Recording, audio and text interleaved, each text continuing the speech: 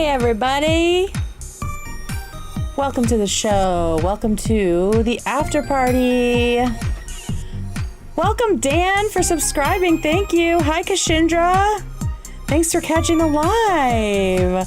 Let's go. Let's go. Let's go. And look, you're already one of our top chatters. We love it. Hey everyone. Oh my goodness. Welcome, welcome, welcome. Come on in, y'all. Please start calling it the slop bucket. Yeah, welcome to the slop bucket. I'm your host. I do love that so much. We might need a rebrand. Ah, I have a cat attacking my feet. Welcome everyone. This is the unofficial H3 after party. My name is Kate and I am here to continue to entertain, I guess. Talk about H3, talk about other stuff, talk about whatever wild stories y'all have. I'm happy to be here and chatting about things. Tonight, we are going to talk about, obviously, the show today, some big highlights. There was a lot of talk about Anisa and iDubbbz and if they are careening toward divorce. So we'll talk about that. We will talk about MikeFromPA and his silly self coming after AB, which is just wild to me. As well as there's something at the top of the show I want to do, which is talk about some TikTok drama that I hope the show covers, but I know they're so busy and things move so fast, so they probably won't. But are y'all up to date? Hi, Clay. Welcome. Family. Yes. Are y'all up to date on Antipasto-Gate?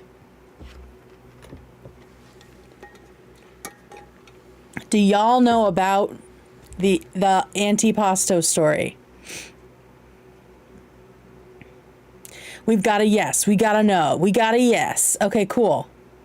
AKA the couch puncher. Okay, this just came across my feed today while I was putting the show together, and I thought it would be a fun way to open the show. Oh, I do have a little bit of housekeeping at the top of the show.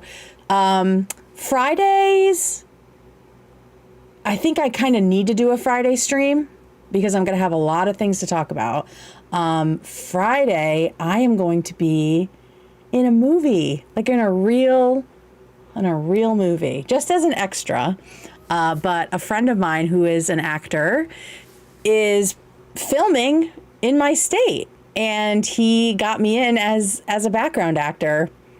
It's just like a volunteer thing, but I wanted to come to set to watch him perform because I've never seen him act in person. You know, I've seen him in commercials and like doing voice acting and show stuff.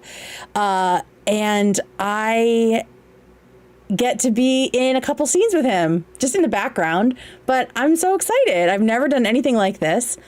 My friend is Amir Talai.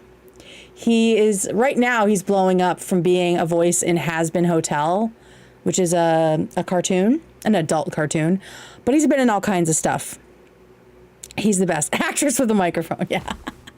So yeah, I'm super excited. So I will be doing that on Friday and then again on Tuesday.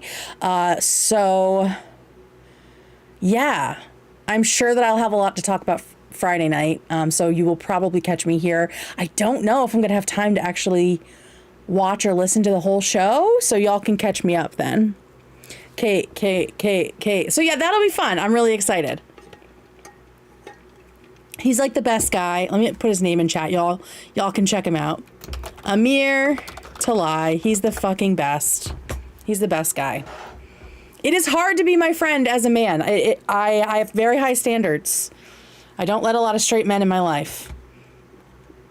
But Amir is one of them, and I'm just so happy for all of his success. And now I get to be maybe in a movie with him. I'm sure if it does happen and my whatever bits of me you see don't get cut, like I'll make sure to let you guys know. No quizzes today. Sam on not letting a lot of straight men in. Listen, the bar is high. The bar might be low everywhere else in the world, but for me, the bar is high. Okay, let's do Antipasto-Gate. I don't think you need to know anything going in. There's just a woman crying, and that I was locked in when I saw that, crying, holding her little vape. So let's dive in together. Oh yeah, there will be a quiz on the Antipasto-Gate. You have to explain exactly how she made it. Okay, let me see. All right, y'all ready? All right, let's do this. Clearly visibly upset in multiple locations. My son just opened the door and gave me a hug and said, "It's okay, Mom, it's not your fault." Oh, this poor lady. I don't normally post things like this, but I am absolutely humiliated. And I can't. Like, I had to hold it together for the 15 or 20 minute drive home because I didn't want the kids to be, like, completely, like, upset. This poor lady. So I was invited to a 4th of July party the other day by my son's best friend's mother. And I thought it was possibly, like, a family party or just, like, a neighborhood party or something, because it's like a road in the woods kind of thing where they're at the end, and then her mother and her uncle, and then like a... All right, so the whole family at this house live on the same street. She's invited by a friend of the family, so not directly by the family. couple other houses, but I don't know anybody. I'm Thank you, new guys. to this area. I just moved 1,000 miles away to be here. I believe she moved from like upstate New York to deep Virginia, like Tennessee border, Western Virginia. And so I made an antipasto salad, like this big, gorgeous salad. Fucking delicious. That looks so good. I would throw that shit on a sandwich, like on an Italian roll. And because you know that's like reduced. That's like the good, like balsamic glaze shit. Oh, thank you for the gift. Appreciate ya. Are y'all hearing? Okay, you are hearing the alert boxes. For some reason, I'm not, but you know what? That's okay. Maybe I can fix that. Because I want to know. I don't want to miss when y'all send me things. So give me one hot little sec here. Okay. Okay, we'll try that. All right. Back to the salad. So you can see why. You can see why she's upset. Wait, what do you call it in Jersey? Asked, is there anything you want me to bring? Thank you so much. I was so grateful. We got receipts here. She's so excited. She just moved here. We will be over. Thank you so much again for inviting us. Probably around 7-ish. Do I just park in your driveway? Oh, I just talked to the kids. They talked to you. Good. Is 7-ish okay? 7 is fine. We are going to be up blah, blah, blah's house. Blank knows where it's at, but you'll just follow the dirt road past my house. They just said that there will be a slip and slide also. So she told me to bring drinks, so not sure if that means alcohol or not. I've got Coke, Pepsi, and Dr. Pepper, water, and whiskey. So if y'all want anything else, may want to bring it. Okay? So she's clearly in communication. This middle friend is clearly in communication with the people that live at this house. And I'm assuming that she told them that this woman was coming with her. Gracious. I kept reiterating that. Thank you so much for inviting me. I don't know anybody here. And I get there and the kids get out and I grab the antipasto and I brought one beer with me because I was only going to drink one beer because I don't know, I have kids to drive home. Honestly, never been treated like this before. And I can't. Brought that giant salad and her own drink, her own alcohol. Imagine having a party at your house and Thanks, treating a guest Onion. like this, even if maybe it was a surprise. I don't know. So I walk into the house with my son's friend's mom and that big old salad. I'm carrying the salad and I have my beer and I just wanted to put the salad down and chat and introduce myself to everybody. And I guess the homeowner's name is Stasia, and her husband, I don't even know who he was. He walked by me kind of angry and like ignored me, but I was like trying to introduce myself to everybody. And her uncle, my son's friend's mom's uncle and mother were Son's friends. Okay. So it's her son's friend's family is there. And they were the ones doing the fireworks, and they had like 500 rounds. And I'm just chatting, not even 5 minutes in the door, and somebody walks in the house and is like, are you going to introduce yourself to somebody? Like, it's really rude to walk into somebody's house and not introduce yourself. He's absolutely flipping out outside about some stranger. And I was like so confused. So this is the husband, like the co-owner of the house, who ignored her and didn't ask who she was or introduce himself or welcome her. He went outside and complained to his, I think it was to his mom, like a baby back bitch. And then the mother-in-law, his mom, came in the house and yelled at this poor woman. I looked like a deer caught in headlights because I thought I was invited. Also, sorry about the ads. I put them on as low as I can, like the lowest threshold for both lives and for like the VODs. And I mean, I'm sorry that you're getting ads. And even the mother that like invited me, she was like, what in the world? Like, I mentioned that she was coming. Like, okay. So they did know she was coming, or maybe someone forgot. I'm really sorry. I don't even know whose house this is. And the girl goes, exactly. You shouldn't be in here. You shouldn't be in here. I don't know if it's just me. Maybe it's, I mean, we'll talk about like the cultural aspect of this in a second, because as soon as I heard this, I knew exactly where these people lived. Before I knew anything else, I knew exactly where these people lived.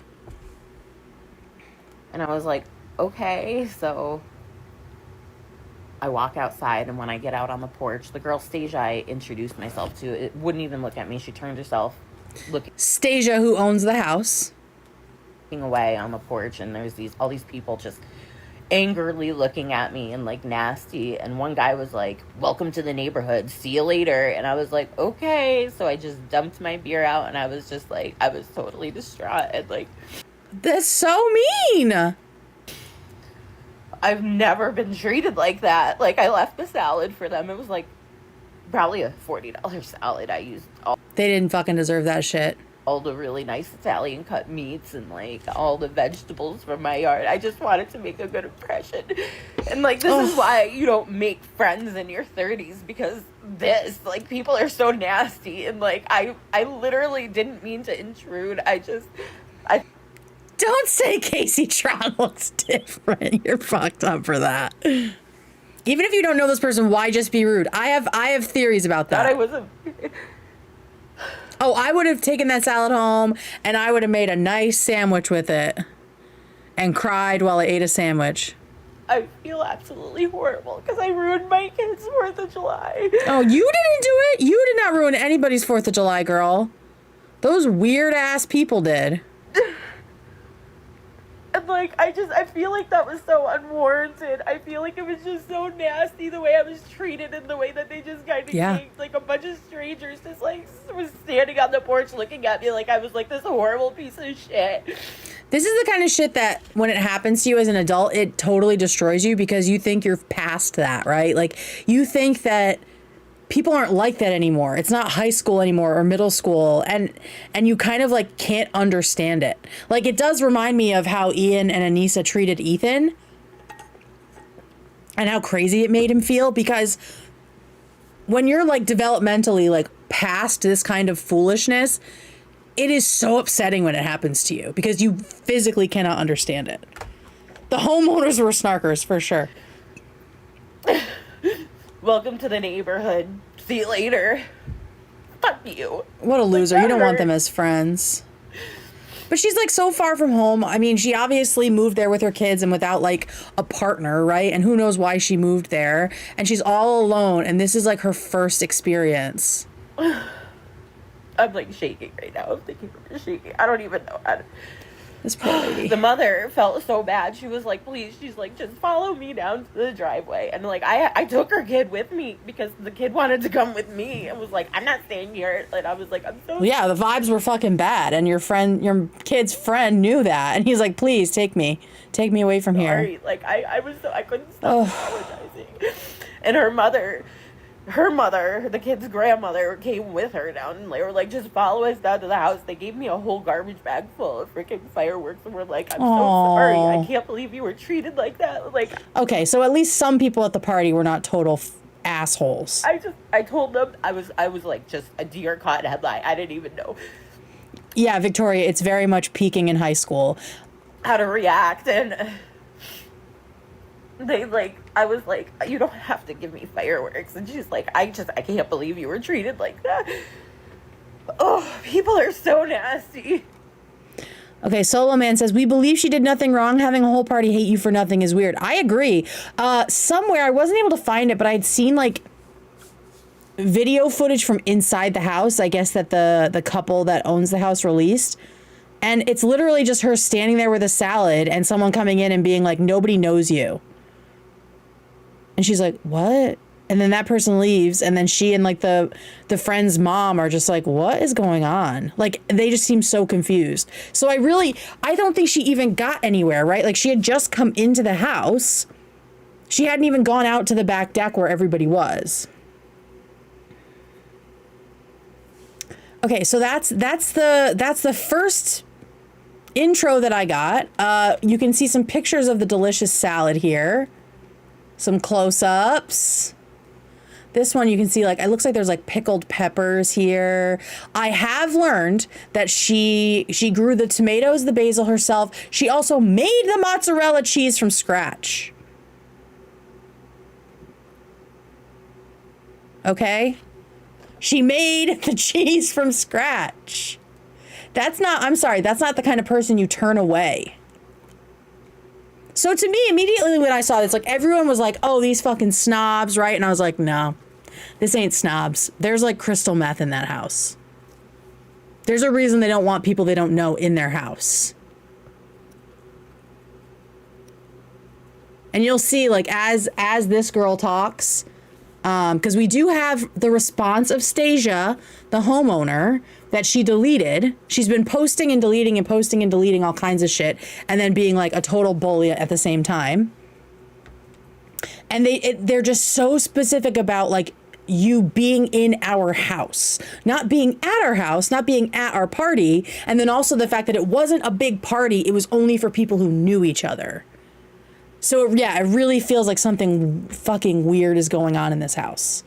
But yeah, I knew exactly what kind of people these were. All right, here is Stasia. This was deleted. So this is Stasia, the homeowner, with her response, and then the original woman, the crying woman, whose name I don't know, we'll call her the Antipasto lady. She responds on this as well, because this is from her channel. So let's listen in. Yeah, how are you gonna get rid of somebody who shows up with that salad? Just imagine taking like tongs and just grabbing a whole stack. No offense to H3, but the girlies are my fave. We be loving Jessie and the other girl. I don't know who Jessie is. What's going on? Okay. To or want to. I am not a mean person.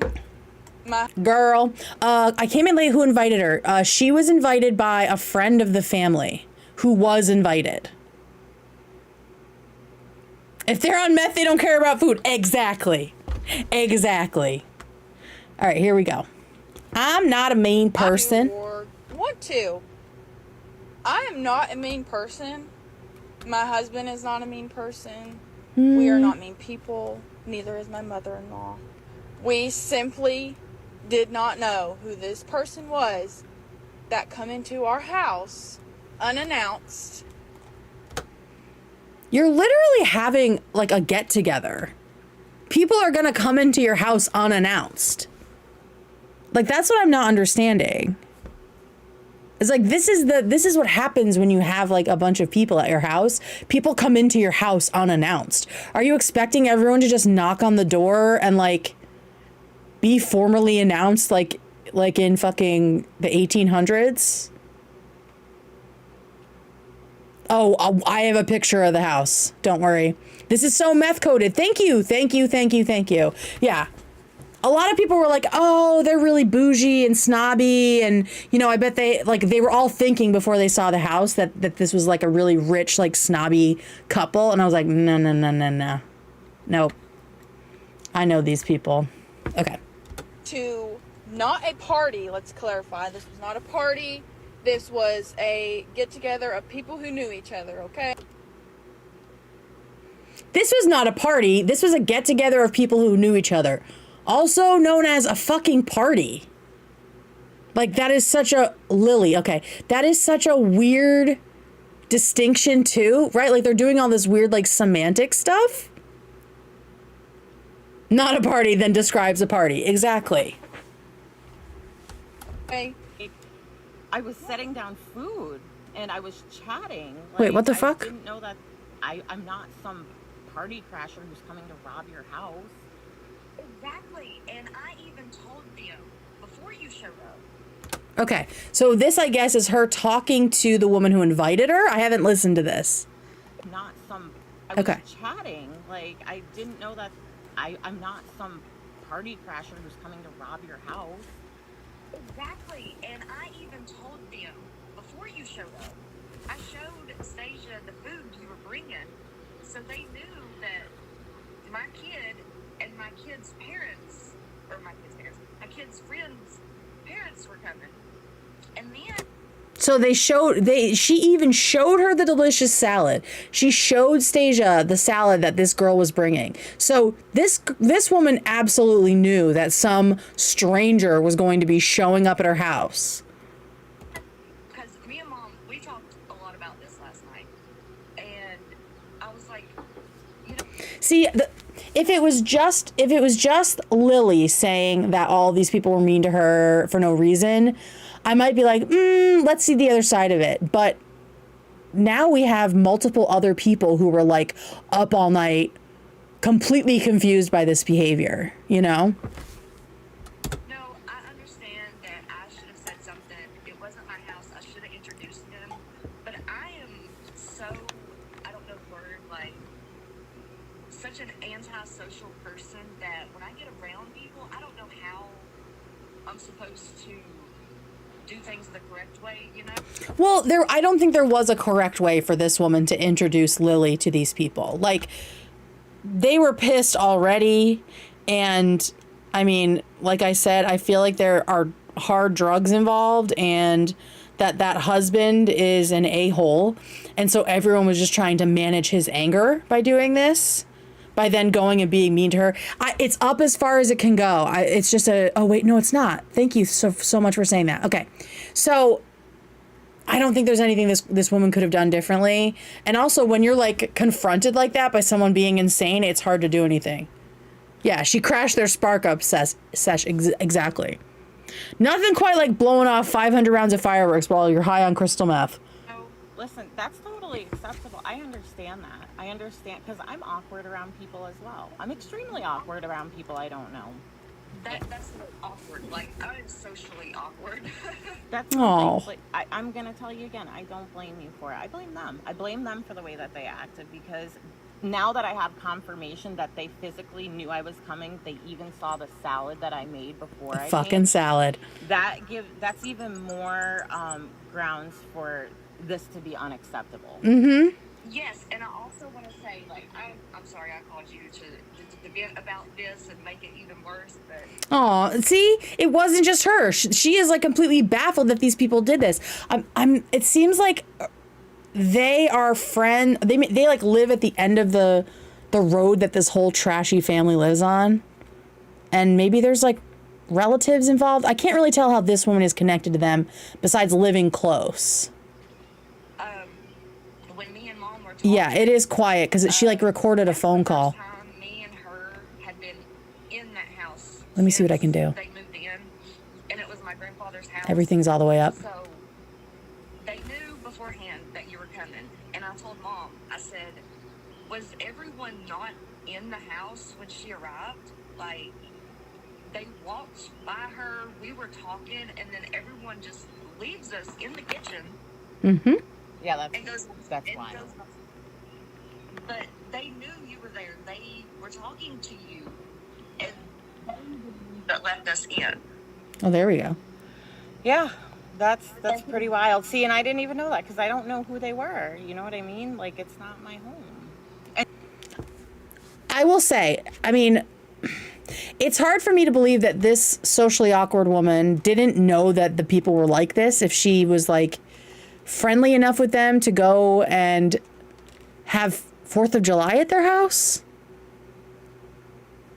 Yeah, it is triggering because people are freaking methane meth word. Yeah. They're like, now we gotta wait till she leaves to pull out the fucking pipes. So yeah, it's hard for me to believe that this person didn't know like how to interact with this family, but also she did give them a heads up. So I'm really not sure what more could have been done. And here is, so that was some of Stasia's video and then the response from Lily. And now here is the latest from Stasia. Like I said, she's been in private, unprivate. She's been putting up posts. She's been taking them down. This is her newest post. It's just a bunch of slides, basically making it seem like she's like above all of this and that strangers online don't bother her. And this is what she had to say. The entire situation has been blown way out of proportion. I'm done giving energy to people who twist the truth for views and attention. That is not why she did this. If chasing clicks is more important than truth, that says everything. My response video was taken down, not by me. Huh? But I want to take a moment to speak on this. Yes, I may have sounded rude. For that, I apologize. Okay, should have just stopped there. I was in disbelief and distress after waking to this. Oh, you were rude in your apology video or response video. You're not even saying you were rude at the party. Sorry, the get together of people who know each other. To those who actually know us, you know our hearts. They're cooked with meth. We simply didn't allow. This is weird. This is fucking weird. We simply didn't allow someone inside our home who we didn't know. Why? This woman came in with a huge salad and her own alcohol, and she knew somebody that was invited, and you knew she was coming. Why were you so jumpy about having someone in your house? That is so strange. No one was disrespected. No cruel words were said. She wasn't crying as she left because she was so... These people don't know how, like, emotions work, right? Like, she literally said she held it all in so she didn't, like, ruin her kid's 4th of July. And then she started crying when they were out of earshot. And she wasn't asked to leave. She was only asked to come outside with everyone else. So it really, really is about being inside the house. And that's why when I saw that, she wasn't asked to leave. She just wasn't allowed inside our house. It's like, how is she going to use the bathroom? To me, that's like the paranoid shit that there's some weird shit happening in that house. Maybe they have a room filled with plants or something. Yeah, they seem really, really paranoid about something in the house. Oh, they definitely have a dungeon. Yeah, I'm like, who do they have chained up somewhere? That's all. We've apologized for how it may have come across directly to her even, but that clearly wasn't enough because it was never about understanding. It was about attention. And somehow even our political beliefs were dragged into it. Yes, we support Trump. Could have guessed that. If that offends you more than actual hate or bullying, that's your burden to carry, with all due respect. If you support Trump, you are a fucking bully. And someone in your yard being like, welcome to the neighborhood, see you later, to this poor woman, you are the bullies. Yes, we've apologized more than once, but it's clear now that this was never about understanding or resolution. It was about outrage and division. Take a step back and ask yourself what this has accomplished. We are all human. Sometimes people take things way too far. We know where we stand. God has our backs, and genuinely, I hope he has yours too. First of all, there is not a chance in hell that this woman wrote this. She's a Trump voter in Western Virginia. She doesn't know how to use a fucking M-dash. This is some chat GPT shit. There's a cop call. Send me that link, please. Ooh, stay safe, witch. We'll be here when you're ready. Yeah, the M-dash. She did not write this, right? Caught slipping. Should have taken those out, girl. Should have made it all one big run-on sentence, which is how you would have written it in the first place. So that was Stasia's response. I will say I don't buy it. It's giving very much Trump supporter who, thinks that they're righteous and thinks that they can just do like toxic positivity to paper over their sins. So that's what she says. If you know us, you know our hearts. But meanwhile, in the comment section of Lily's videos, friends of theirs, the people they know, the people who might have been at this get together, right? Of people they know are threatening Lily. The Hicks, yeah, you can't make this up. That is Stasia's last name, Hicks. The Hicks know everyone in Gate City. Gate City, I looked it up, is in Virginia, like on the Tennessee border. I think you need to be careful with how this continues, because if your followers continue to send them death threats and harass them, no one is sending them fucking death threats. Then Jeff Eds will not take it kindly. Just a friendly warning, you won't be able to make any friends in town now easily. So now, how are you going to say that you're not mean and you're not bullies? Thank you, Sabrina.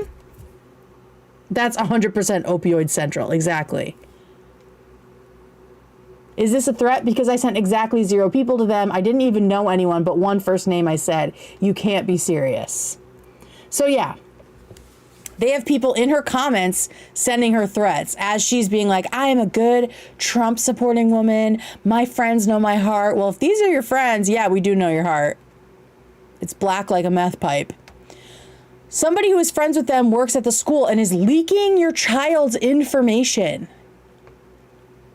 File a complaint with the district. Unfortunately, the district is probably just as bad if they all know each other and stick up for their behavior. And I'll get back to Jeff Eds. Put a pin in that one. So you support racist people. Cool, cool, cool. Huh?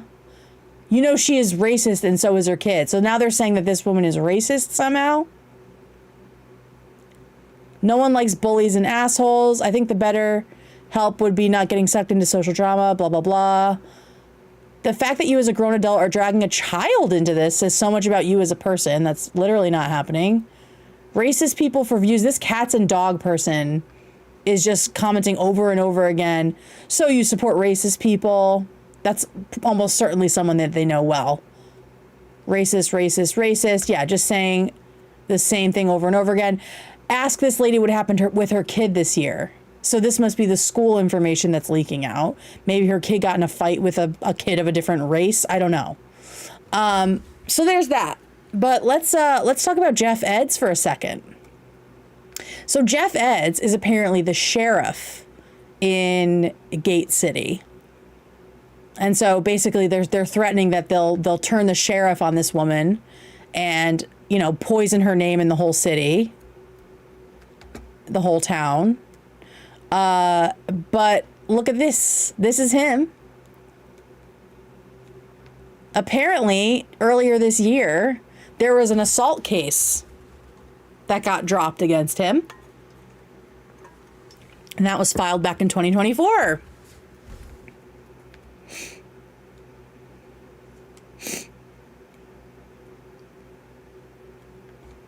Ashley Eds testified that Eds Sr. allegedly... hang on, who's Ashley? Is that his daughter? Ashley Nicole Eds' misdemeanor assault complaint against her father-in-law. So this is her son's wife. Ashley Eds testified that Eds Sr. allegedly grabbed her by her shoulders and pushed her out of the Gate City house she co-owned with his son during a period when the couple was contemplating divorce. So, domestic violence, really cool. Ashley Eds and Eds Jr. both testified that they had a verbal agreement not to be in the house at the same time whenever she came by to retrieve personal belongings. She had texted earlier that day to say she would not be coming because of rain. Then she ended up coming. And then allegedly, he pushed her out of the house. I didn't try to push her out the door. I went out first to check on her daughter. Sure, Jan. Dunn said Ashley Eds had the legal right to be at the residence. He argues that Eds, Sr.'s position as a law enforcement officer, did not give him the right to escort her from the property. The situation did not escalate until she was denied access. Shocking. Shocking that the police made it worse. So that's the kind of people that Stasia and her husband are rolling with. This fucking guy. Shocking that it got dismissed, right? Because I'm sure he knows all kinds of people, and they probably intimidated this poor woman, just like they did to Lily in that backyard.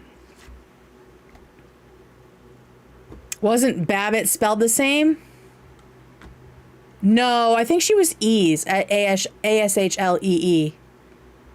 Yeah, sundown town vibes. Yeah, so my thought, and it was backed up when I saw the picture of the house, is that this was in Appalachia. I didn't really know where it was, but I've seen the movie Winter's Bone. I don't know if y'all have seen that. It's an amazing movie with Jennifer Lawrence, right? But it's about Appalachia and specifically how untrusting they are of outsiders and like how paranoid they are. And that was my thought as soon as I heard this story and like the weirdness about being in the house and like, oh, they know everybody in town. Like it was very Appalachia coded to me. And also like kind of reminded me of Sharp Objects too. I think that was in the South, right? But yeah, so this is what the house looks like. So a lot of people on TikTok were like, oh, I bet it's this like big giant house and they're total fucking snobs and blah, blah, blah. Smash cut to this. Now, I'm not classist. This is fine that this is your house. But to act like people are clamoring to get in and you have to keep them out is crazy. Have you seen Oxiana? It's about opioids in the same area. Ooh, I should watch that.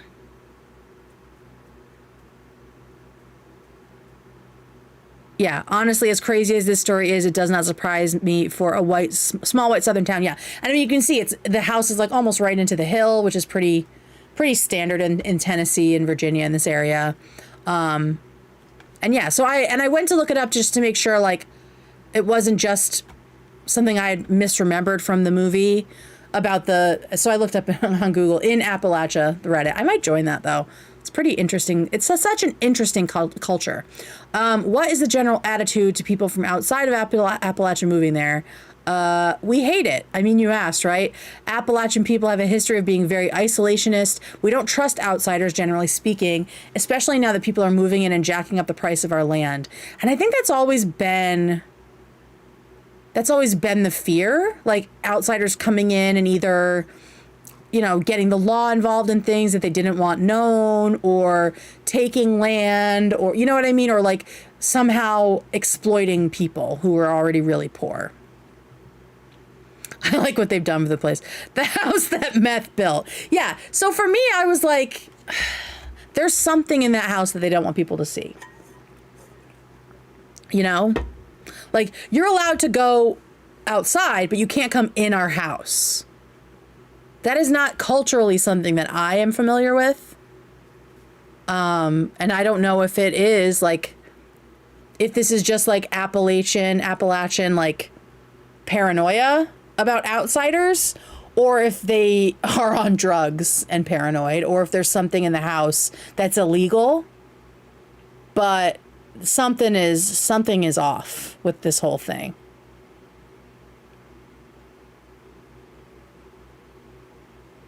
Most people I have been around that have lived in the Appalachia have mostly talked about there being terrifying creatures. What do you mean? No, yeah, it's an insanely interesting culture. As someone who comes from the Gulf Coast, there have been similar issues down here. Oh, interesting.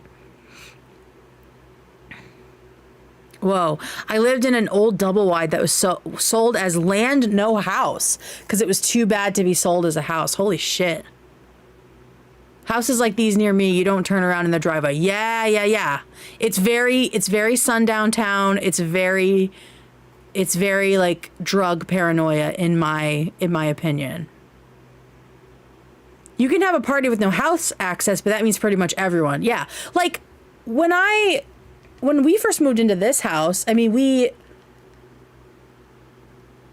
the only reason we didn't like encourage people being in the house is because we didn't want like the plumbing overrun, right? So we got like a couple porta potties, but it wasn't like you cannot go in our house.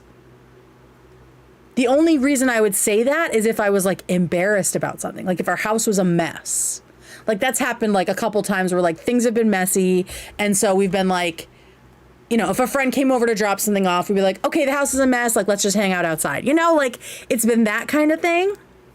But it's never been like, it's not like a standard thing, you know? Imagine taking a $40 tray of meat and homemade mozzarella there. Salad be gentrifying the kitchen. Mostly to avoid drunks in the house. Oof. Yeah, so, all right. My husband and I visited friends in West Virginia. We had the sheriff of the town issue a statewide APB on us because we flipped off his daughter in our car. She was tailgating us. Yeah, and it's like the Murdoch trial, right? It's like everyone knows each other. And it's like a generational thing, right? Like these rules and everything. It's like you don't understand them if you're an outsider. Yeah, I don't want people coming inside, but that's a rule for everyone. Yeah, and then that's fine. If Long John Silver's was a house. Stupid. Oh my God. All right, so there's that. And then we do get a pair. Okay, so this guy, I'm not even going to play it. This guy says that she lost her job. I don't have any proof of that. And then people were saying that she lost her job and she was like raising money on GoFundMe. She says we do not have a GoFundMe or would ask anyone for money. Like, girl, you probably would be within your right. And then we get, did she put music on this? The recipe for this, but it's really simple. Oh yeah, we can't do this. So this is, she made a recipe. Oh, first of all, look at those tomatoes. Oh, I can't wait for tomato season here. So yeah, she does a whole, can I speed this up a little bit? Speed. So she's showing how to make like a smaller version of that delicious salad, which I think is great. Oh my God. Oh, this looks so good. Oh shit, are you in West Virginia? Everybody's here. Mothman, I loved that movie. I don't know if I would love it now, but it was so silly. Oh, there's her pickled peppers. Oh my God. I might need to make this like this weekend. I have like an Italian deli in my town. Hell yeah. Get that balsamic on it, girly pop.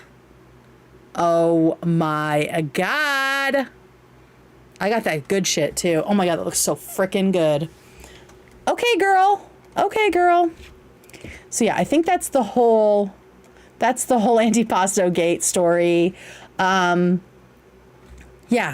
I would never have left that salad there. Absolutely not. She's too sweet for this world. Okay, that was the start. So now let's get into actual H3 things. First up, I did a little juicing this week.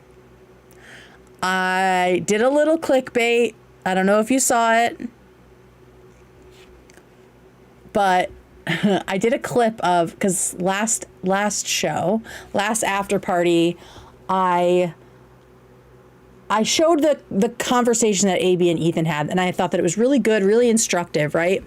But when I did the clip, I decided to make it sound like Ethan and AB got in a fight. So you can see how susceptible people are to clickbait, especially if they hate Ethan Klein, because this was about Hassan. Hassan Piker thinks he's Superman and I blame all of you. 900-ish views. Ethan versus AB. Explosive fight erupts on H3 show. Over almost 4,000 views now. I just love that people fell for that.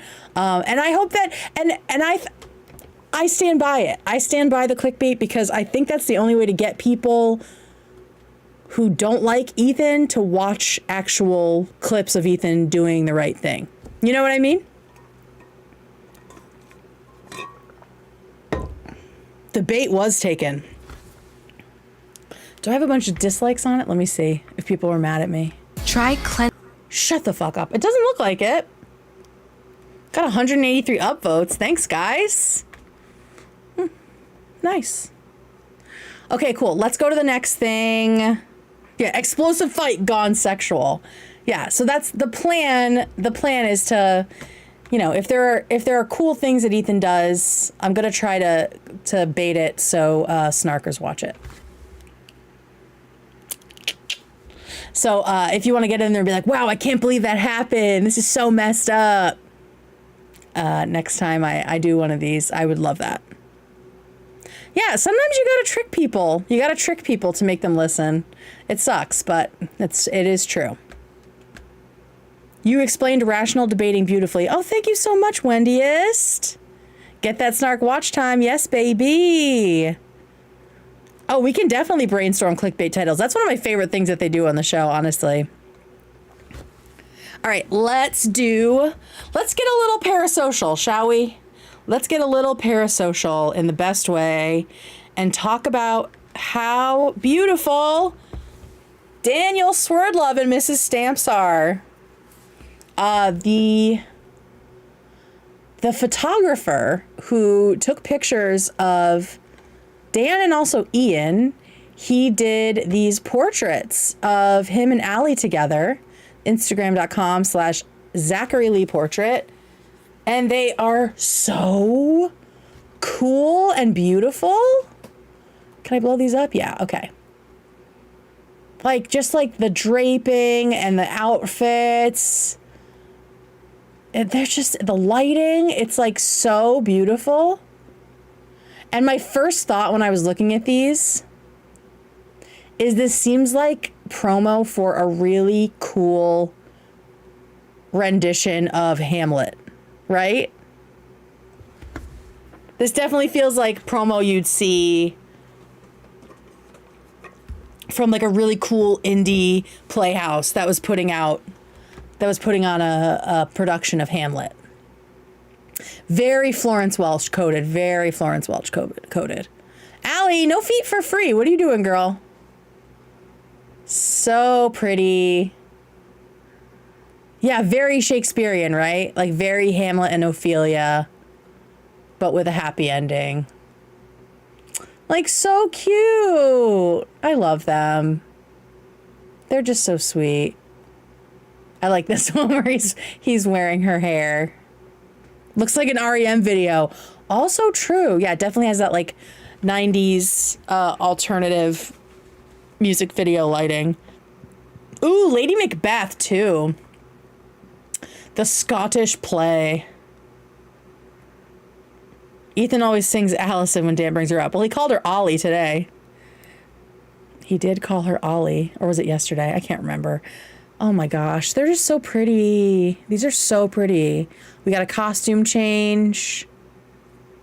Oh my God. This makes me want to get nice pictures with my wife.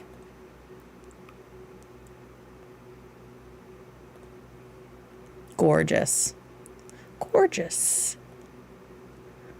Oh, I have the tasteless thing. I have the tasteless time-stamped. Because I was like, did anybody else catch that? It was like a Dan has never looked good moment, right? So that's Dan and Allie stamps. We love them, and they're beautiful. They're beautiful souls. Okay, next up is something that hasn't really been verified. Ethan shared it in his stories, so that's why I'm going to share it here, because he didn't really talk about it. But I have seen like conflicting opinions about this source, so that is the information that I'm giving up front. Modern day American Gothic. True. That's Dan in the spotlight. Okay, so here is Ethan's story about George Janitis, human STD. Thank you for subscribing. Now, is that doubling for you guys, or is it okay when you hear like the door open? Because now I can hear it, thank God. Ooh, Ethel Kane, yes, was okay. All right, great. So here we go. Historian Ricky D. Phillips. I've seen people say that calling him that is like a stretch on the Reddit. Had this to say about Bad Empanada. According to him, Bad Empanada fled to Argentina because of alleged sexual allegations, and that he's known there as a sexpat. Looking at a picture of him, there's no way these accusations are true.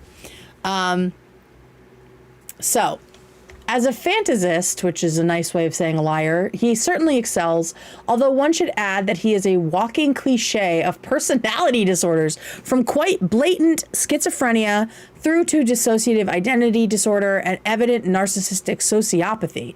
Jesus Christ. I don't think that you can, as not a doctor, diagnose somebody like that. George Gonitis ticks every box, and he appears to live in a fantasy world whereby he makes up characters and pins them onto real people. This should not be so surprising,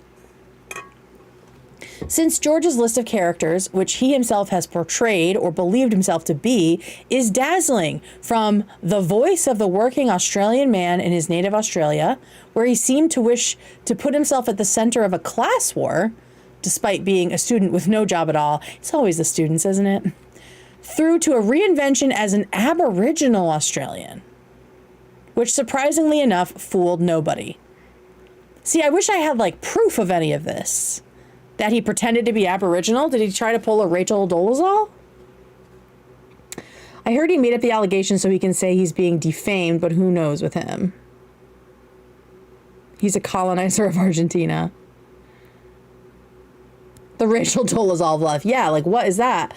Following on from alleged sexual allegations, he moved to Argentina, where many describe him as an expat. Okay, who's many though, right? And set himself up first as an indigenous Bolivian freedom fighter, then as a native Yugoslavian, then as an indigenous Argentine person of color. Before growing a beard, converting to Islam, did he really? And reestablishing himself, I kid you not, as a Lebanese jihadi and Hamas member. I do not have any verification that this guy is telling the truth. He does talk a lot about the Falkland Islands, and aren't those off the coast of Argentina? Like I was looking at his blog, his like history blog or whatever, and he's very fixated on the Falklands for some reason. And I know that that was a place of like, there was like a war there, and they were fighting for independence against the Brits. But I don't really know why this guy knows so much about it, because as far as I know, he's British. I'm at the Long John Silver's. I'm at the Taco Bell.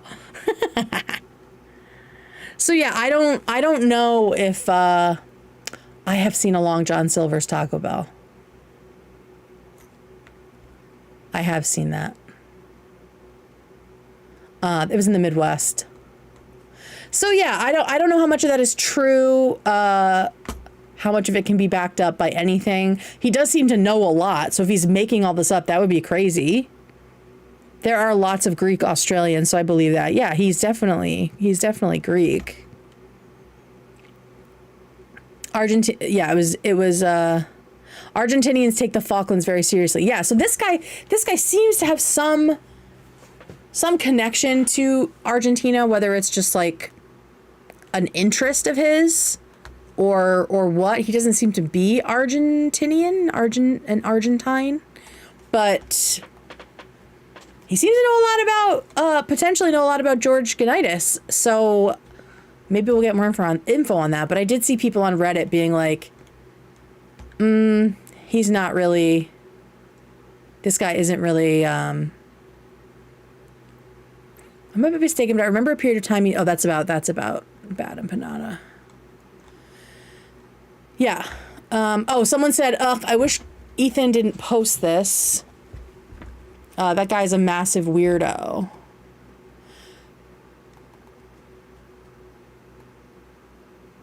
Okay. Oh, okay. BE is known to put out endless energy into making sock puppet accounts to astroturf his opponents online. So I could do a deeper dive to analyze the critiques of Ricky D. Phillips, but it's not really worth my energy. RDP's general demeanor and shifty accolades are a red flag to me. He operates similar to BE by obsessively replying to any mention of him online. BE sees conspiracies everywhere because he works like 10 layers deep, manufacturing slander against himself so that it's indistinguishable from any real controversies. So does this person think that RDP, Ricky D. Phillips, is bad empanada?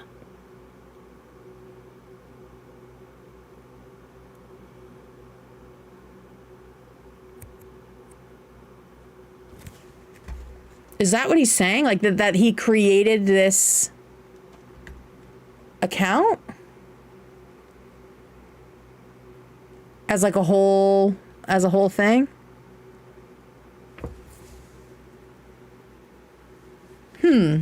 That's interesting.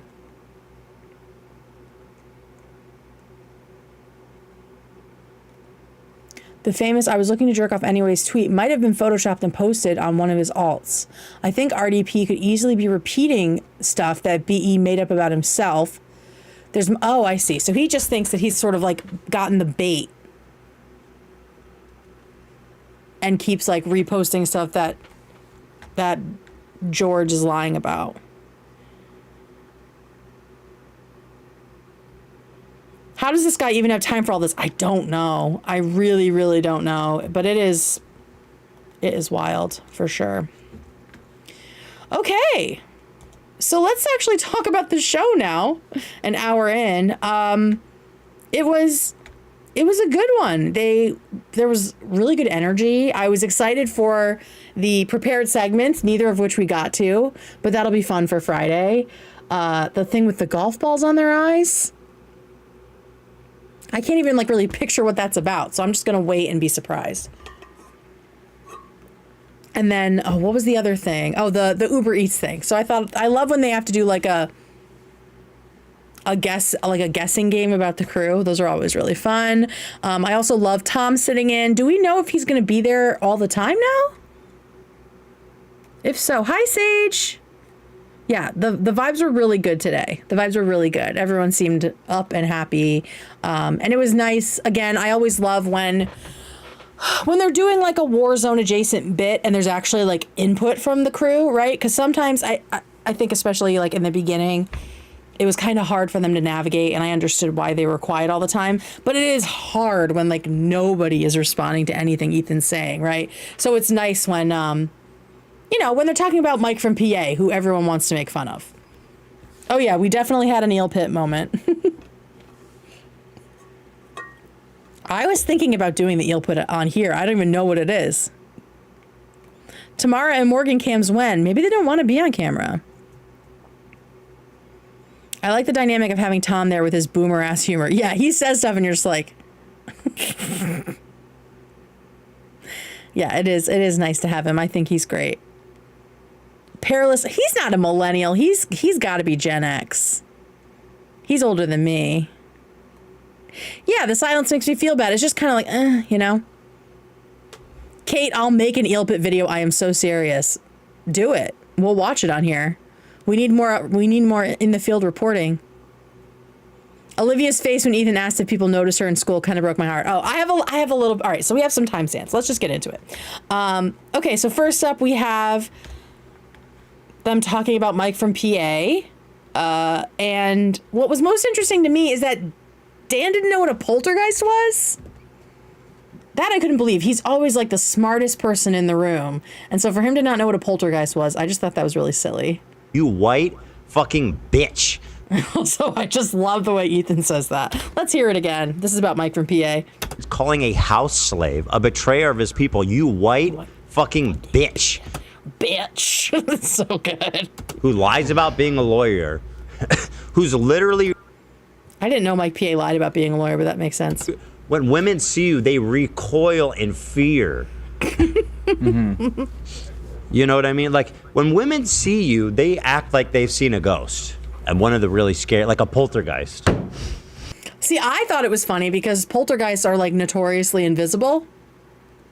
in all media, right? Pig saw vid, eel pit. I love that. A ghost, a poltergeist is a kind of ghost. So all poltergeists are ghosts, but not all ghosts are poltergeists. But I thought that was silly because they're so invisible. They're so invisible because they're invisible. And he's saying that when a woman sees them, they get scared. Right? One of the really scary ones. Like a poltergeist. Yeah, poltergeists are known to move things. That's their thing. That they move, they'll like throw furniture and things like that. Allegedly. I've never had any kind of a ghost experience. Maybe we'll do call-in ghost stories in October. Does that sound fun? Now that I know how to do that? Specifically. Well, those are the scary ones, right? And he's calling them poltergeists. Even with all my D&D lore, I guess I don't... Poltergeist? Is that like a specific type of ghost? Look I thought Dan was joking. I thought he was being sarcastic here. I thought he was doing a bit. it up. Well, I know the movie. Oh no, poltergeist. You know what, Witch? I bet that bathroom at your work is haunted by a poltergeist now. Obviously, but Well, like... poltergeist ghosts. Is that like set aside from a mean ghost? Spirits. Like the poltergeist ghosts, they're Yeah, when Mike from PA dies, his poltergeist is going to move a couch across the room, if you know what I mean. Indian burial ground type of vibes. I thought he was memeing, but I don't think he is. I think he really doesn't know what it means. Is ghost in German, right? So Yes. it's just... No, he like literally looked it up and didn't know, which I thought was wild. Okay, so then let's get through this, and then they talk a little bit about whatever poltra means. fucking Mike from PA, just like, just really licking those cloven boots. Some sort of ghost. Why do you? I'll look Wendy, hold on to that story for October. into it. I'll do some research. Dan is really into undermining me today. No, I'm gonna be like that? This is not It's gonna be an like attempt that. to. No, this is coming from a place of curiosity. I'm sure it is. It is. I just genuinely, what is a poltergeist? An unseen ghost which makes noises and causes disruption, especially by causing physical objects to move or fly. That's a poltergeist? Yeah. Yes. I mean, Okay. it's kind of him. Makes couches I mean, move. that's kind of Makes couches move, AB, with the Mike from PA joke we just made. You know, he might be a poltergeist. He does cause... poltern means to make noise, so it's specifically a noisy ghost. There you go. Okay. Okay. See, I was just curious. I just want to get to the As bottom of opposed to Casper.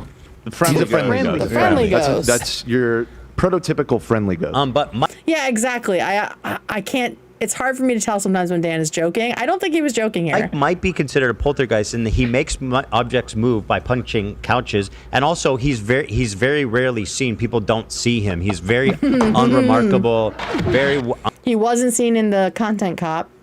unknown, and very low profile. So he might be considered. But anyway, let's see. Back in February, he was DMing AB. How do you live with yourself? All right, so he's obsessed with. Did not respond. I think yesterday. This pan is proven God fucking damn it. So yeah, let me skip through this, and then they talk about Mike just being obsessed with Hassan's numbers, like it's his channel. Here we go.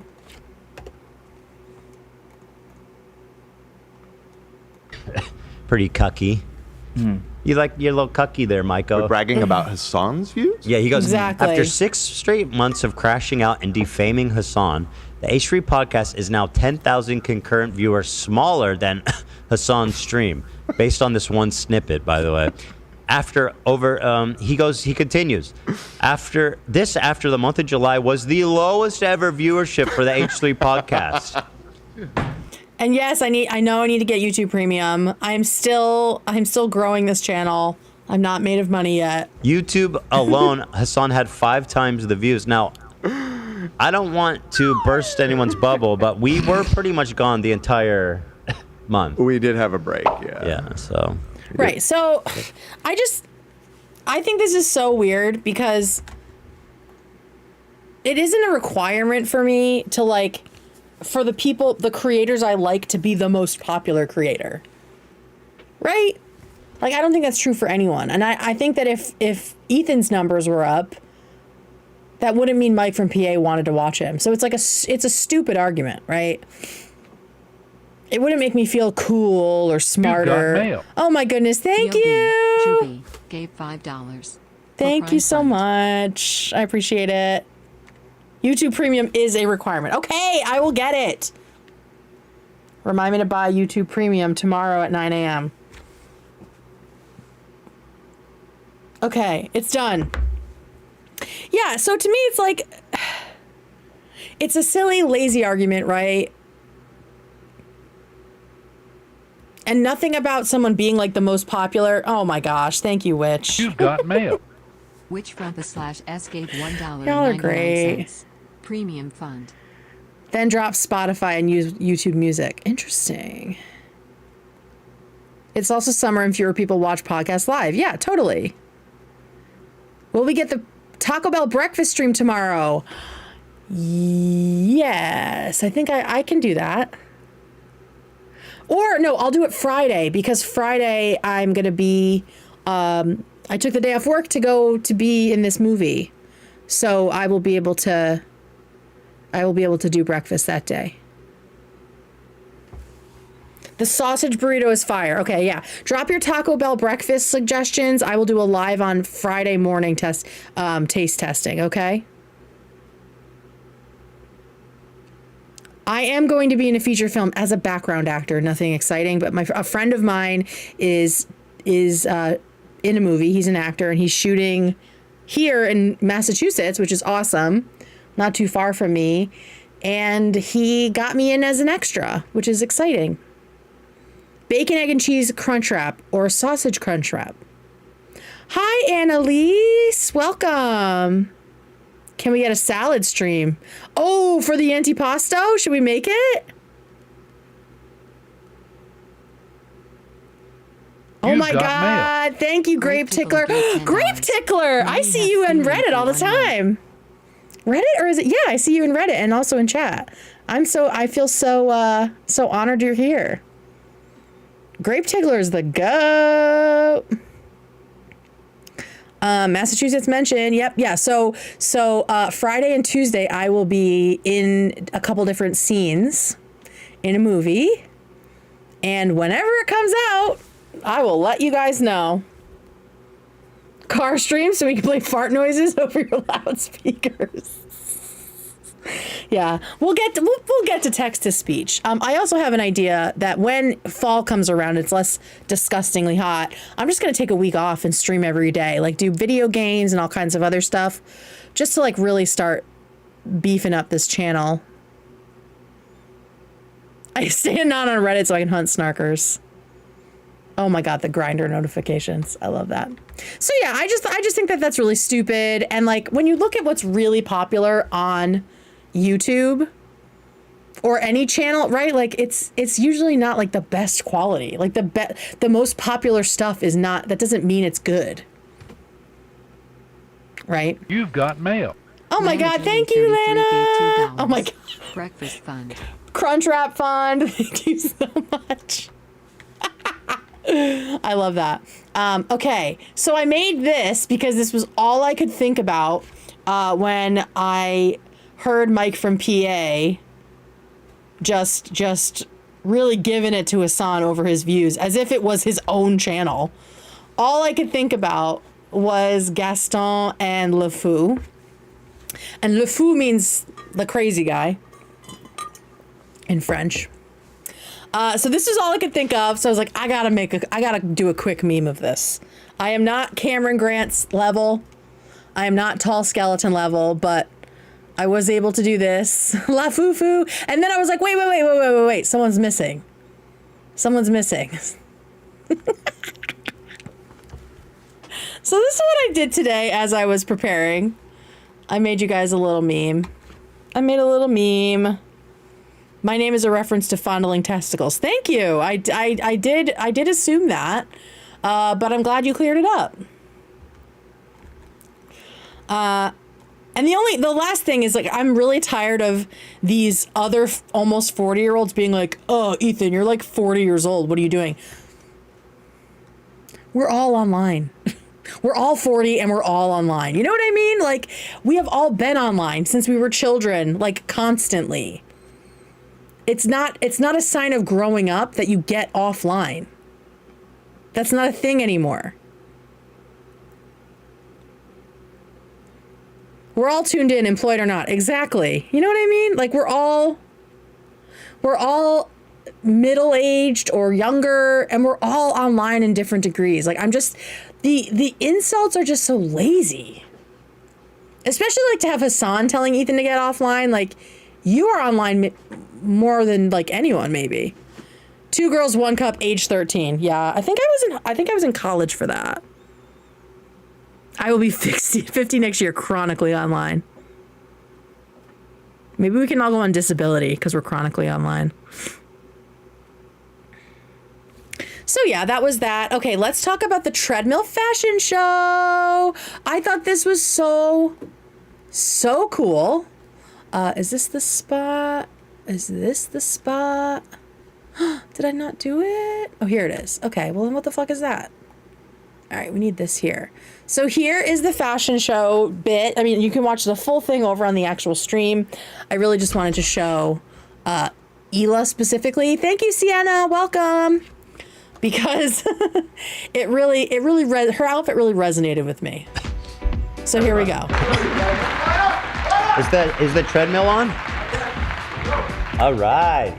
I don't know who had the idea for the treadmill fashion show, but I just love it. It's just so creative and silly, and as we will see, leaves plenty of room for goofs and gaffs. So I guess I'll be announcing. I love this. Guys, teddyfresh.com. If you yeah, get to it. Wearing. There she is. The first thing I said was, as I was doing my notes, I was like, Hila looks like, and I say this as a full compliment, she looks like she's on her way to a WNBA game. Who did wife respect her?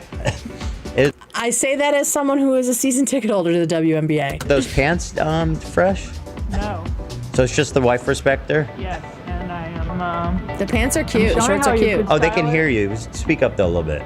You could style it like one tank on top of another, which is kind of like a micro trend right now. Is that what you? Micro trend. I gotta say, I don't know if she's like memeing, right? But layering tank tops is supremely Y2K. We were layering camis. We were layering t-shirts. We were layering polos. Anyone remember the double popped collar phase in the early 2000s? So yeah, I just thought that she looked like... You did? And that's what I did She looks today. like she has a girlfriend on the team. It's a micro you know what I mean? trend. Not too many people know about it. It's a double The wife Hollister respecter. tanks, the long tanks. I like it. But yeah, if you The want to three try lace that, camis. Thanks. I like that, a micro trend. But yeah, so I love that. I request the double pop collar, yeah. So many tank tops, right? I mean, I still will do like a tank top under a shirt. It's just like, I cannot not do it. I can't not do it. And then what's this one? This is, I think that's Olivia talking about that. The other silly thing that happened, of course, was Olivia taking out the boom, trying to look cool. Yeah. Oh, there it goes.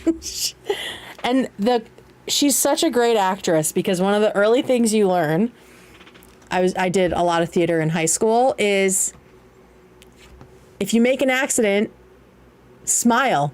It becomes a solo. Just keep smiling, girly. And it looks maybe not planned, but you look like you're having the time of your life. Exactly. She followed through. She kept serving. So funny. So shout out H3 Gifts for making this so quickly. Oh God. Oh, can we do a lesbian tangent really quickly? Can we do a lesbian tangent really quickly? Speaking of Hila, well, speaking of lesbians, but Hila looks like a lesbian in that photo. So, let me pull this up. Let's go lesbians. Let's go lesbians. All right, so we need to talk about something that happened last night. Last night, there was a game at TD Garden in Boston. It was a WNBA game between the Connecticut Sun, my team, and the Indiana Fever. Even if you don't watch basketball, you probably know that the Indiana Fever is Caitlin Clark's team. Maybe you know nothing about Caitlin Clark. Well, let me tell you. She was the number 1 draft pick last year, rookie of the year, just had she has like an amazing 3-point shot, and everyone's just like obsessed with her, right? Everyone's obsessed with her. The problem with that is that because she is so good at one thing, she's not good at defense, and she's got a lot of turnovers.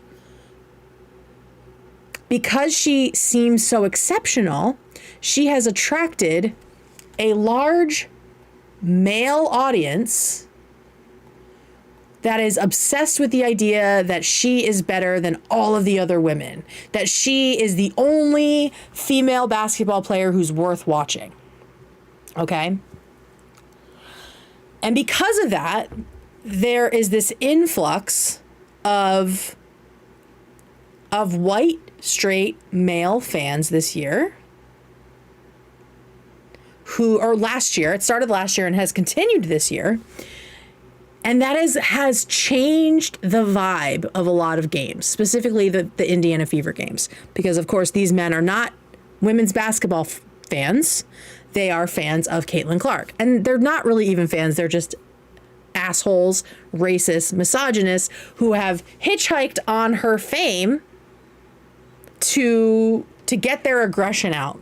To like, it does something to their little peepees to watch her make a 3-point on a black woman that's been in the league for a while. Yeah, they are just ruining the vibe. And of course they're like, oh, well, we're bringing all this money into the league. We don't want your fucking money. Okay? Save it. Without your money, the W is expanding. Multiple new teams. We got a new team this year. We're getting a new team next year. We got Philly that wants a team. We got Boston that wants a team. We got Providence that wants a team. Right? So, a thing that happens whenever I talk to a straight man about the fact that I watch the W, that I'm a season ticket holder, the very first thing every single one of them has said to me, no matter what, why do they all hate Caitlin Clark? We don't hate Caitlin Clark. We hate her racist ass fans. Like, I sell my tickets to any Indiana Fever game. We sell our tickets. We don't want to be in the arena because the time that we went, it was literally like a MAGA rally. There was a woman in the crowd who was wearing fake paper long nails to make fun of the black girls on the team. I saw MAGA hats. This is an environment that is, first of all, dominated by black women, dominated by queer women, queer black women, and the audience is mostly lesbians and like older people who just love women's basketball for the fundamentals. So this influx of like hardcore right-wing nut jobs for the Indiana Fever has brought in a ton of racism. Poor Angel Reese was another rookie last year. So of course these men who are just like, there can only be one, were horrible to Angel last year. So much racism. They were like stalking her at her hotels and harassing her. Terrible. Last night, one of Caitlin Clark's fans, not a Fever fan, not a WNBA fan, a Caitlin Clark fan, decided to fuck with one of my team's players, Sanaya Rivers. Now, Sanaya Rivers, I'm going to show you the video. Sanaya Rivers is a rookie from NC State. She is awesome. She's a wonderful defender. She's also really funny off the court. She's doing all kinds of fun, like live streams and stuff with one of the other players. And her mom just passed away. Like, it was like within weeks of the draft happening. So she got picked up. Her mom was at the draft. It was beautiful. And then her mom suddenly passes away. So she's like full in grief, but still just trying her best on this team, doing so well, really contributing. And it's also hard because our team is like the worst team in the league by a lot. We haven't gelled. And so it's a lot of rookies like trying to drag this team and trying to figure it out. So this is what happened this is what happened last night. Apparently, some asshole decided it would be okay for him. He was sitting courtside. I can't even imagine what he paid for tickets. Sitting courtside at the TD Garden, watching the game in his fucking Caitlin Clark jersey, and he started talking shit to one of our players. And here is what happened next. Oh, why is there no sound? Maybe there's just no sound. So this is Sanaya here, visibly upset, walking around. She had gone to talk to the ref, and she's like, get this guy out of here. It's this guy here. I love that it's a woman, like this older woman that comes over, and she's like, get the fuck out. Sanaya visibly upset, pissed about it. This guy's refusing to get up, and now he's going, and he thinks he's actually going to walk past the players. Like, as fucking if. So as soon as he turns to walk this way, Sanaya's best friend on the team, Marina, who's amazing, she's from Jersey, she's a fucking bitch and we love her. She jumps up ready to say some shit. There she is. She's like, let's fucking go, bro. But no, they make him go the other way. So now he's lost his money. There's Sanaya being like, get the fuck out. Get the fuck out. Bye, bro.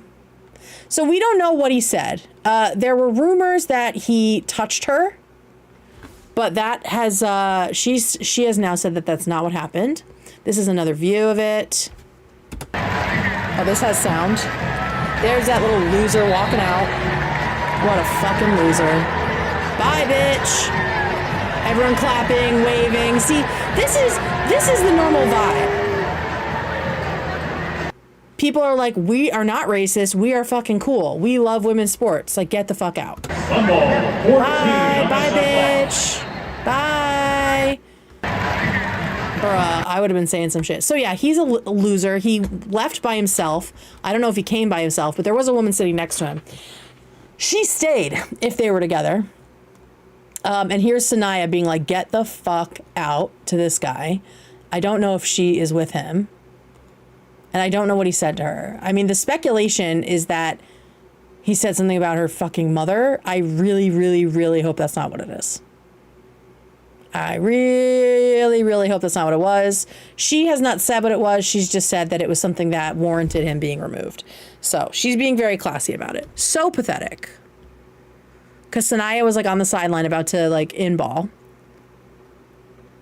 And he was saying gross shit to her. We don't know what.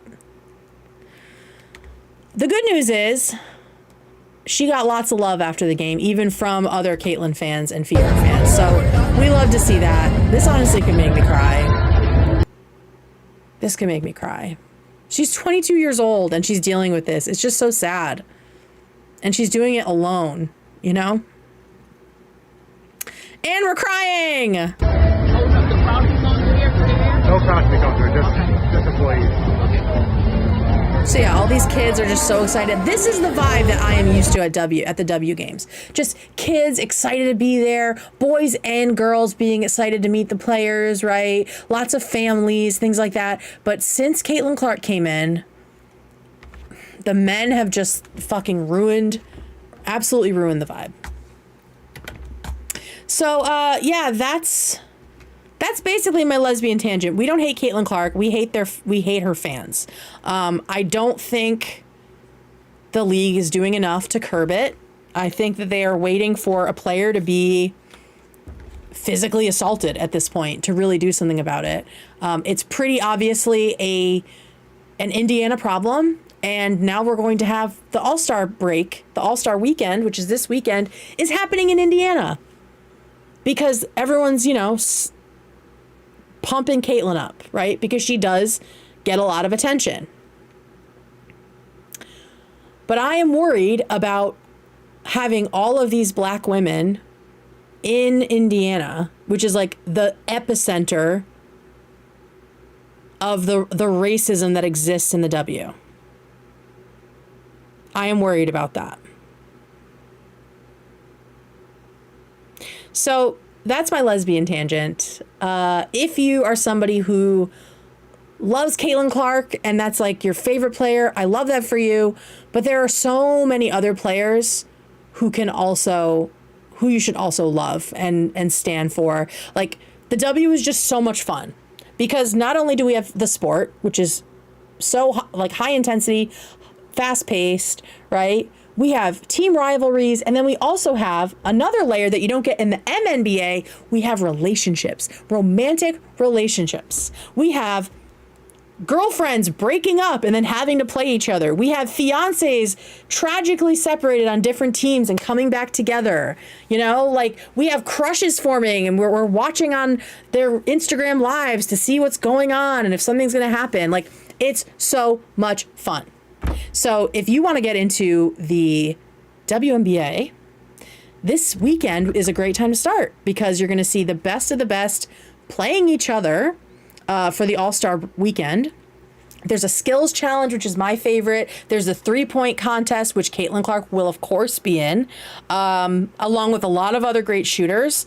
And then there's the All-Star game. So you'll see the best of the best voted on by the fans playing each other. It's sure to be a lot of fun, because all the girls love each other and hang out, and it's awesome. So yeah, that's my lesbian tangent. Back to you, Kate. Thanks, Kate. That was a great little bird walk. You've got mail. Thank you, Leslie. $4.99. I would love to hear your lesbian love story.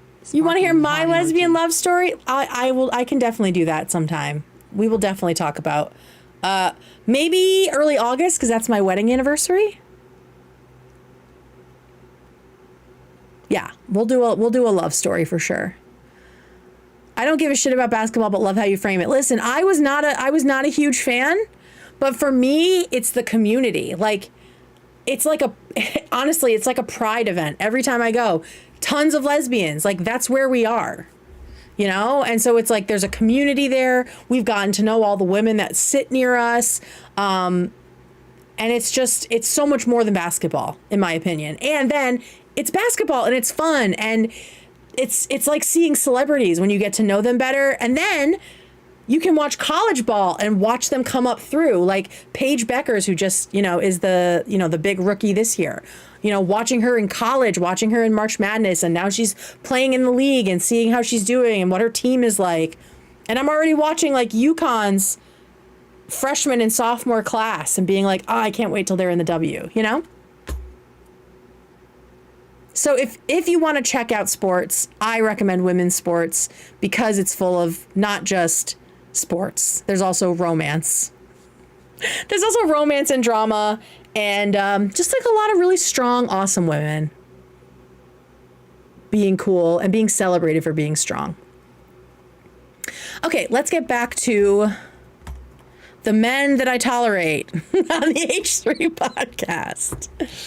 All right, next up we did Olivia attacking the boom. I do want to say, Hila, please, please, please make more inventory in plus size.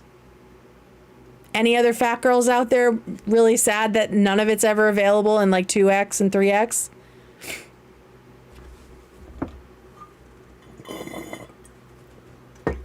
I only care about sports for my hometown and college, and we didn't have a W team until now in Detroit. Detroit, it's coming.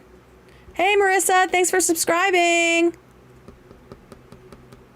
Yeah, plus sizes, I think they go quick because there aren't as many. Like, that's my theory, is that they're just not making as many because maybe it's a little more expensive to make them. But like, bitch, Hila, I would be giving you so much money.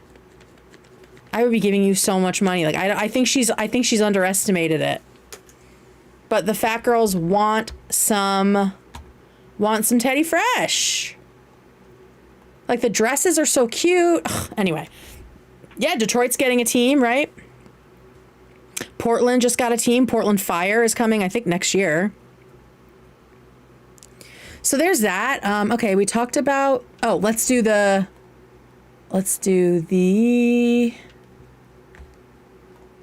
Okay, this, I think, is AB. Let me just make sure. Here comes Mr. Fashionable. Okay, here it is. Here is Ethan Klein calling his employee tasteless. Can you believe that? Mr. Hip. He's got the sleeves rolled. He's got the glasses on. He's got the hair waxed. Okay, yeah, AB's hot. What? What? I'm a lesbian. What? He's my 15%. Honestly, most of the guys on this show are my 15% because it's not about looks, it's about vibes. Uh-oh, he had to hit it. He had to hit him with Get it. the shoes, Dan. Get the shoes. He's got those Cartier. Now, Dan is showing the shoes, but all Ethan, of course, can talk about is the fucking watch. Tasteless. Tasteless. So clearly he meant timeless, but he calls his watch tasteless. He's got those Cartier. Tasteless. Classic Cartier with the gator, with the alligator leather. AB, you're tasteless. You're absolutely tasteless. Is AB on my pass? I don't know. I don't really have a hall pass situation, but if it were anyone, yeah, I don't know. I don't know. All the guys are cute. Yeah, exactly. Snark's gonna be like, can you believe this? Their strap and the classic coffee brown, my favorite color. Classic tasteless. And he's wearing, of vibes. course, the classic. He's wearing the classic t-shirt. You think he would have known because like a watch timeless? No, he went tasteless on it, which I love. So I just love that little moment. I'm sure it's all over Reddit already. We saw that. We saw Hila. Okay, now here, this was interesting to me. We learned a little, at least we got a little more lore about Olivia, specifically about her dating history. Of course, Ethan almost spilled the beans. I'm sure they would have just buttoned it. No. Oh shit! What the fuck just happened? Now we gotta go help people Oh no! Okay, let's see where it is in here. Now I have to fucking find it again. It was during the Pete Davidson bit. Where is that? Was that later? Oh, here we go. Oh, I think I nailed it. Yes, I did This it. might not be relevant, but does that have anything to do? Okay. And Never mind. So this is Olivia being sad about the fact that she wasn't seen in middle school, right? The boys didn't like her. It doesn't mean they didn't notice you. No, and So does it have? Oh, this might not be relevant, but does that have anything to do with the bitterness? not even a little. Oh, okay. No. But She Liv, was look like at you 4 grades shine above me. now. Look at you shine now. People are Look noticing. at her shine now. You kidding Look at me? her. Look at Lucky you. her. Dude, Pete Davidson though, like Olivia, girl. don't. Oh, can I say who your ex was? Because it's so funny. Wait, The, I don't. the brother of that guy. No, of course not. Okay, I don't. Okay, so whose brother did she date? Have we heard this before?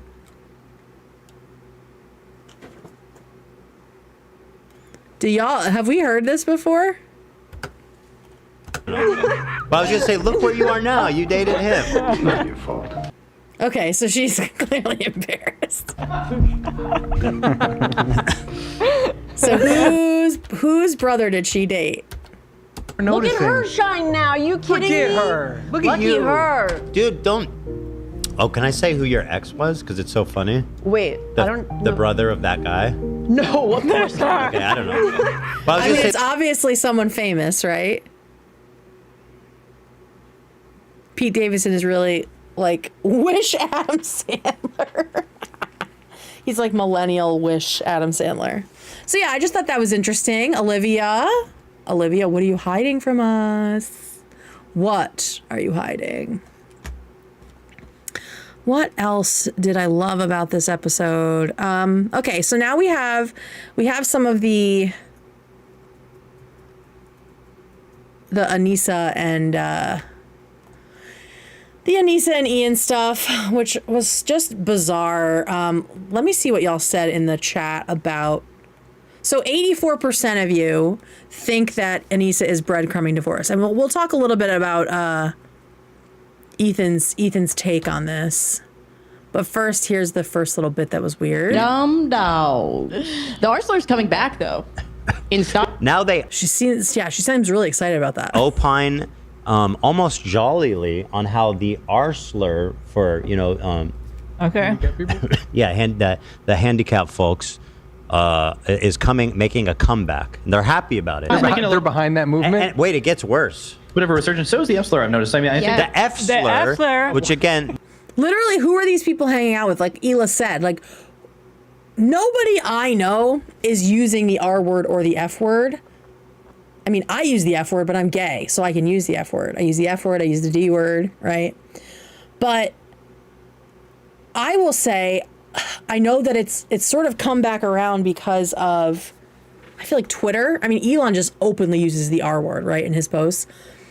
But I'm disappointed in the fact that people like Lonerbox use the R word. Specifically him, because he's so smart. I just think it sort of takes away from his message. I know Nicholas Diorio uses it too, but I don't expect like highbrow information and stuff from him. But yeah, the Lonerbox thing is a bummer that he uses that. But now that I'm making my own commentary, I don't really watch either of them anymore. So here we are. So there was that. I just wanted to touch on the R word thing. I just think it's so weird that people are doing it, and also like that they're pretending like this is the first time that shocking comedy has been popular. Like their producer or whatever is like, yeah, it's people are realizing that shocking stuff is funny. It's like that's literally how iDubbbz started. And now this is where he's ended, in a basement in Canada with horrible lighting. Absolutely horrible lighting. All right, let's see what this one is. I think this is about, Ian needing to be meaner to Anisa online. This was also really strange.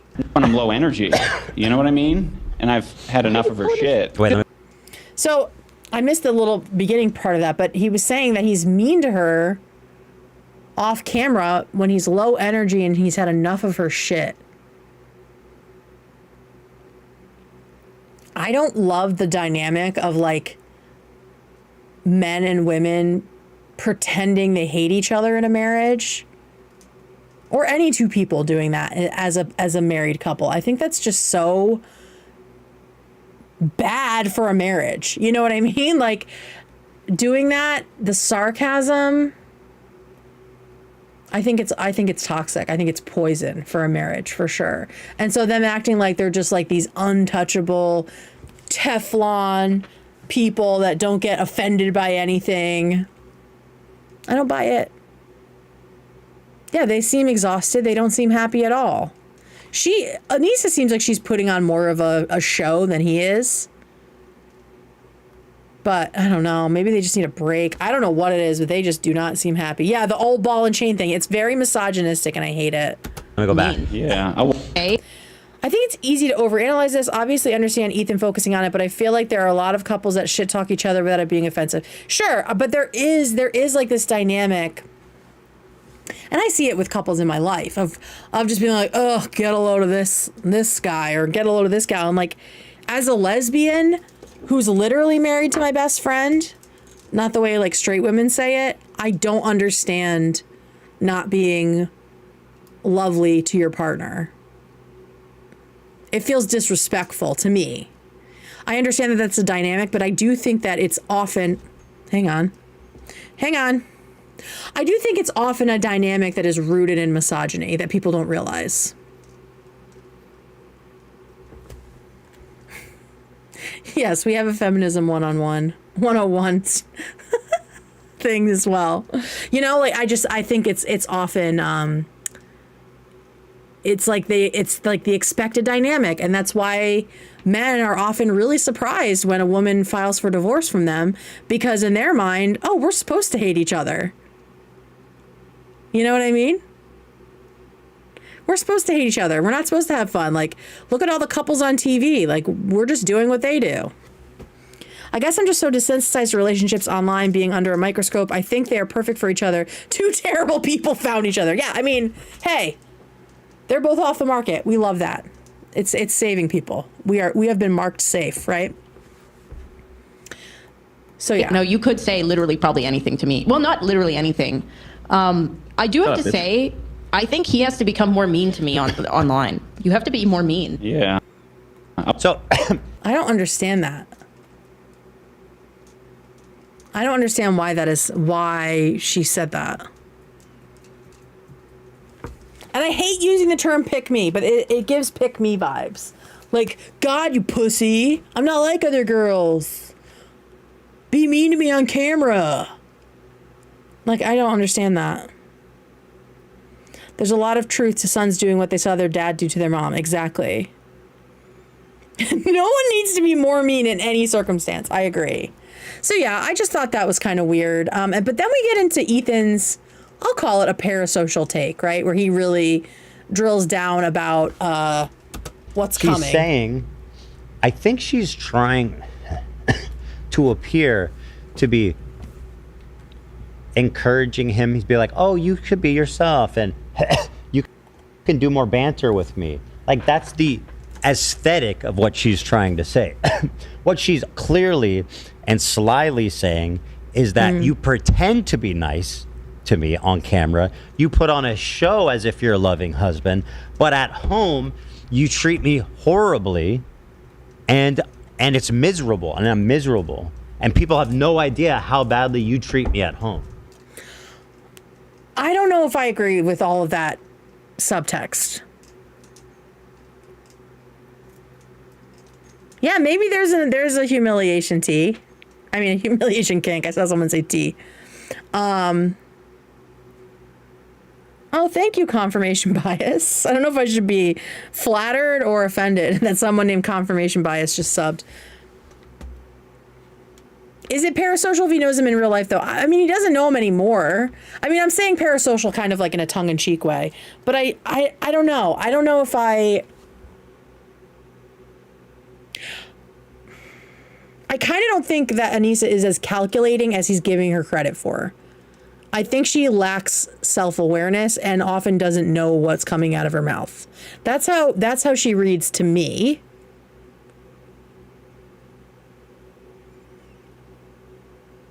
Right? But maybe I'm wrong. Maybe I'm wrong.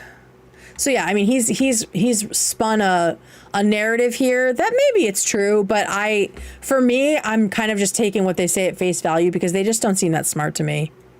Because everybody thinks you're this nice guy, but you're not. Right. That's all there. The breadcrumbs are being laid before us. So it's again another form of throwing him under the bus. Oh yeah. Because she's making everybody who's watching, which is not a lot of people. The very Dragger. few that are watching. She's making them suspect that, like, things might look okay to you, but behind the scenes, it's terrible. Yeah, so, I mean, she clearly says that, right? Like, you're really mean to me. You're really mean to me off camera. Like, I can't imagine that being totally true, just because usually if someone is being treated poorly, the person treating them poorly doesn't want them saying it out loud, right? So I feel like Ian would have wanted to cut that out if it were true. But it's hard to tell. Like, these people, it just seems like they lie all the time about everything, so it's hard to tell. She's a schemer, but not calculated, if that makes sense. Yeah, I think that makes sense. She's laying the groundwork brick by brick so that she's building herself a path brick by brick to exit this marriage, so whereby she's the victim and she's the good guy, and it wasn't she has about her the integrity money. Intact. Obviously, because that's what people will say. I mean, they probably did not get a prenup. I don't know, but we can't know any of that. But yeah, so I mean, the majority of the people who voted said that they think that she's breadcrumbing toward divorce. Again, I don't think that she is calculated and intelligent enough to really be doing that. I mean, she might be doing it subconsciously and not realizing it, right? Like, sort of planting seeds for herself to kind of like cut herself off. I'm not sure what the deal is with their podcast, if it's live or not, because it's behind a paywall. Oh, thank you, JGia. That's so nice. Prenup doesn't matter as much when you're in debt. Yeah, that's true. Oh, here's a funny story. I know someday I'll tell you all my funny stories about my first marriage, but the one that I love the most was she was trying to bully me into giving her like the good car of the 2 cars that we had, which I paid for every single month. It was $400 a month. It was complete bullshit. I paid it every month, and she wanted to like stick me with like the shithole car. And so I just said to her, I was like, okay, if we're gonna do that, if you want to take that, you can also, I mean, we can go to a court, and you can also take half of my student loan debt. And she was like, never mind. Yeah, $400 a month is yikes. You want to know what kind of car it was? You want to know what kind of credit my ex had that tanked our, that made our payment so high? It was a fucking Honda Fit. Young and dumb. But yeah, so yeah, debt will change things. Debt will certainly change things. So there's that. Yeah, I'm not proud of any of that. I did eventually pay it off and sell it, and now I have a much more reasonable car with and I've paid that one off. So I'm, just free of car debt, which I love. I think this is Olivia, right? That's that. So yeah, I don't know if she's calculated enough, but I will say people, and I'm not saying this is her, but people with personality disorders, specifically like borderline, they will kind of start poisoning the well for themselves against people. So they kind of build a case for themselves. So I don't know if she's doing it like for optics, but she could internally be doing it and not realize it. Because yeah, they can make literally anyone the enemy. Again, it's more stories for another time. I was 30K in debt and now I'm out of it. That's amazing. Congratulations. That is amazing. That takes forever. I can feel it being borderline through the screen. Now, we're not going to diagnose people, right? I think she just doesn't have a filter. Yeah, that's how I feel about it too. All right, as the last little thing. Oh, I wanted to know, well, I already knew, but if y'all have suggestions for Taco Bell breakfast, because Friday morning I am going to go. And I'll show you what I'm wearing for my my costume for the movie that I'm going to be an extra in. So I can show you that, and I can show you the other stuff that I'm bringing as samples. Drop that in, and then I always like to wrap up showing Ethan's stories, because you never know what comes up while we are streaming. So we have this one. We have this one about Mike from PA, who was like, yeah, I hit that night. What now? Bro, this is what I hate, is like, as soon as someone steps to them, they try to do the like toxic masculinity thing. So like, no, I don't believe you when you say that Ethan's being a misogynist or anything else like that. It's such a hypocritical thing to do, because they act outraged when the women they know are being attacked. But it's only to like get under the skin of another man. They don't actually care about women. You know what I mean? Yeah, 18-year-old frat boy talk. I hit that night. Like, you're so embarrassing. That's so embarrassing. And so Ethan says, 1, he's a pig for saying he hit it. Who's the misogynist? 2, he's lying. We all saw how repulsed she was. Was that the girl that he says he had sex with? 3, we all know that the only thing you're hitting is your couch. Incredible. Okay, and this is so good. Guys, I'm literally crying right now. Ice got Superman. Everyone share this with Taylor Lorenz. We'll see it. Her investigative journalism is the only thing that can save us. This is fucking wild that this is happening in Roblox. They got Superman during the ice raid. Like, but like, what are kids supposed to do right now? Like, of course they're acting out what they're seeing in the world. You know? I think it's like an art imitates life kind of thing. I don't think it's like all these kids are fucking evil racists. I think they're children and they're trying to process what's going on. Exactly. What outlet do they have? They have fucking Roblox. You know?